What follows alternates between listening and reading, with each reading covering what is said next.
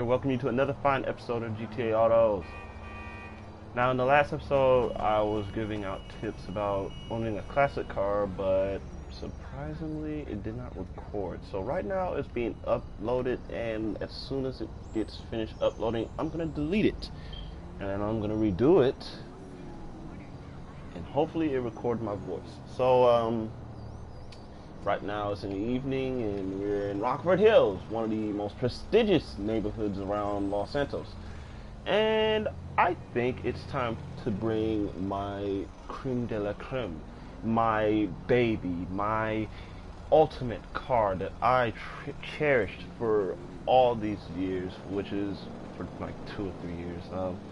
This is none other than my baby, the Albany Roosevelt. I have loved and driven and cherished this car ever since it was first introduced in the Valentine's Day Massacre update. I've kept this car for that long.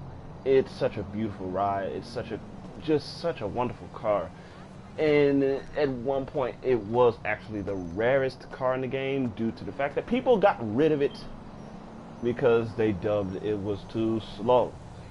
That is such a stupid excuse for getting rid of one of the most beautifulest cars in the whole game.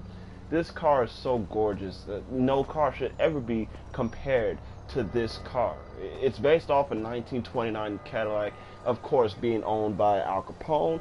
And that car, Cadillac back in the day, even today, means something to a lot of people. To own a Cadillac means you basically have money. Back then, if you had a Cadillac, you had some serious money. Today, if you have a Cadillac, you kind of have some money. You got that kind of money, but you ain't got that Rolls Royce money. But Cadillac is still generally expensive. You got their cars going upwards to $90,000.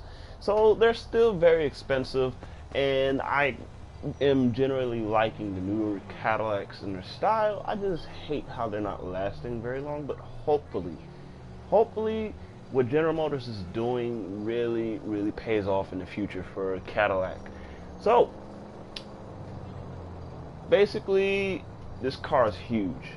It's the second oldest vehicle in the game, following right behind that very old tractor that's found off the coast in Blaine County. And I would say the Z-Type and that weird truck that kind of resembles a rat loader. But those are one of the oldest vehicles in the game, and the Roosevelt is such a classic car that everybody should own. And I really think this car should be cherished by a lot of people. It has this very special horn, it has very special lights, and as of right now, I got my 1920s outfit up and ready to go just to cruise in this car. I love this car so much that I even had the audacity to change the license plate to Gatsby, because I liked it. I liked the Great Gatsby, so I changed it to Gatsby because the car is just around the 1920s, the jazz age they claimed. And let's just really take a cruise in this car, because I love the interior, and I wish it was a little bit daylight because it would really show the interior and the gloriness of this car. This car has the best interior in the game. Basic dash, but it's just made of wood. The brass that is on these gauges, the way the steering wheel looks. I wish it was a wooden steering wheel instead of that kind of steering wheel, because that kind of steering wheel you usually see in a 50s car. But other than that, this car has some of the most immaculate interior in the whole game. There's one thing I do wish that this car had, was a convertible variant of this car. I really wish there was a convertible variant of this car, because it would really steal the show in this whole game. It really would. But of course, we get this 4-door car. It's basically a limousine, but hey, can't blame them. It's a very wonderful car. Like I said, it has a very special horn. What's funny is because what people did with the horn when they got this car, they got rid of the horn and put something stupid, but I've managed to keep the same original horn. This car, it is classified as a sports classic, And I can see that because it's a sports car back in the day.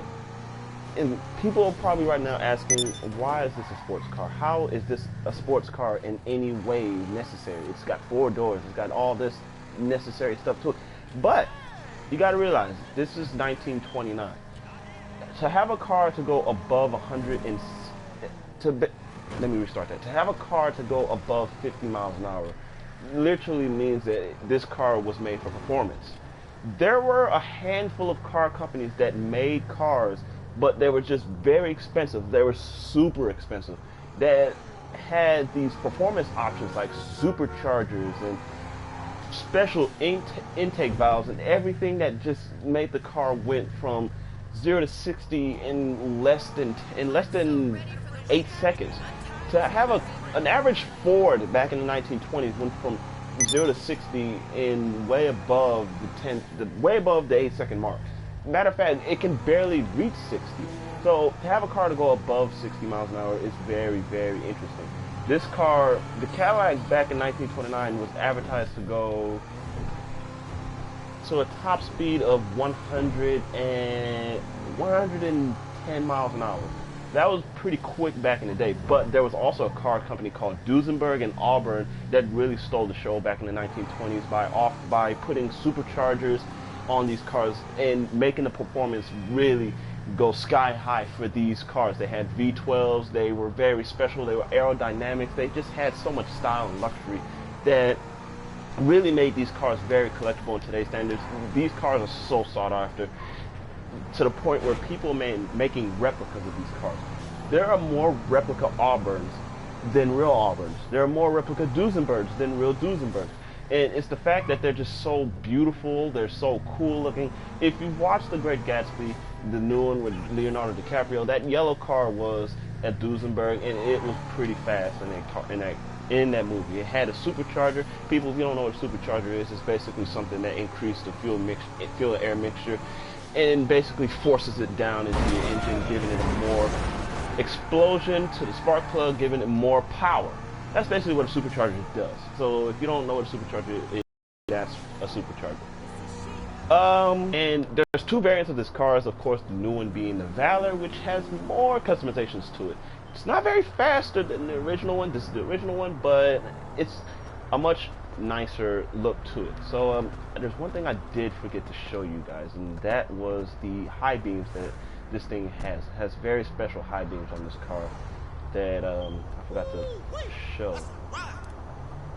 That's what you will usually see in the cars from the 20s and the 30s, maybe in the 40s, and that's just basically real cool. Now, if you like one of these cars, please get one because it's very cool.